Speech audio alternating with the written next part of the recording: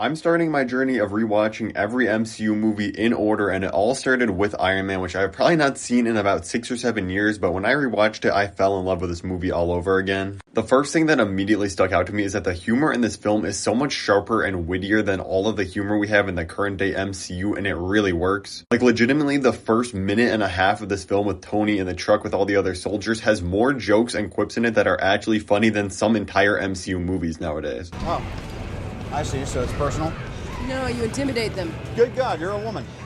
I couldn't have called that. Even though there's wisecracks and jokes all throughout this entire film and Tony making smart remarks, the thing is it doesn't undercut any of the serious moments or undercut the jokes themselves. And it's not just the written jokes, like just the music cues and the editing choices to add to the entire personality of this film. Like, we start off with a Back in Black needle drop. The next thing I loved about this movie is even though it's a superhero film, it feels like it takes place in the real world. Because there's just so many real human moments in this film that make it feel super grounded in comparison to a lot of modern day superhero movies that are just bigger and bolder. Like, even the main conflict of the film essentially comes down to the fact that Tony Stark wants to stop selling weapons from Stark Industries, and Obadiah Stane just wants to keep selling them and make as much profit as possible. The relationship between Obadiah and Tony feels so real, and like you can feel Tony's pain when he realizes he's been betrayed by Obadiah. And him and Pepper not being together in this movie gives them so many good character moments to grow as individuals and together. Like, that's what Disney doesn't understand, is that you need things like tension between characters and flirtiness, because like that makes this feel like a real story about real humans. Like, the current Disney-ified MCU has no relationships that feel as realistic as this. Like, this movie literally starts with Tony Stark hooking up with some random reporter. Like, I'm not saying your movie needs sex scenes to be good and realistic. Just small details like that, and even things like Happy Hogan smoking a cigarette, make this world just feel more real and lived in, which might sound insane. Like I said, the current day MCU is so obsessed with their image and having everything so pure that it doesn't even feel like a real universe anymore. Which brings me to the next point, is Tony Stark has a legitimately great character arc in this one film. Tony at the start of this film is a genuine asshole and terrible person, but then he gets captured and he realizes how much harm and trauma his weapons are causing people and how much bad they're doing in the world, and it makes him genuinely want to grow and change as a character. And yes, he's still selfish as he's trying to change for the better. Like, he makes a rash decision to stop selling weapons, which affects the Stark company and obviously all of its employees.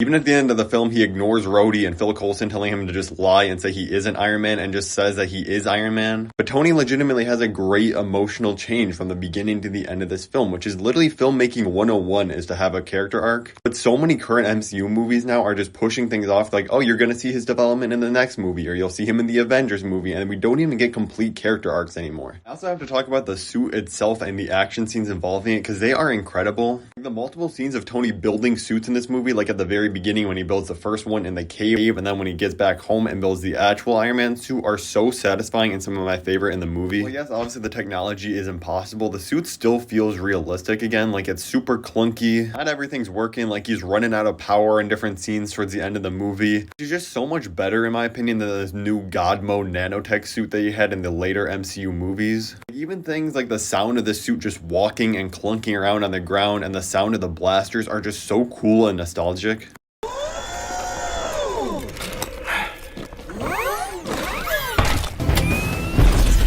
And I really want the MCU to get back to actual suit-up scenes rather than the suits just magically appearing on every character now. I know I've been complaining a lot about the modern-day MCU in this video, and I don't want to sound like I hate the entirety of the modern MCU, because there's lots of great moments still. But it's genuinely just insane to me to go back to a movie that was made 16 years ago and see it do things better on pretty much every level of filmmaking than 90% of modern MCU films. Iron Man has all the charm, humor, and sincere moments I look for in a superhero movie. It's a 9 out of 10 for me. Hit that subscribe button if you want to see my next step in the journey, which is the Incredible Hulk.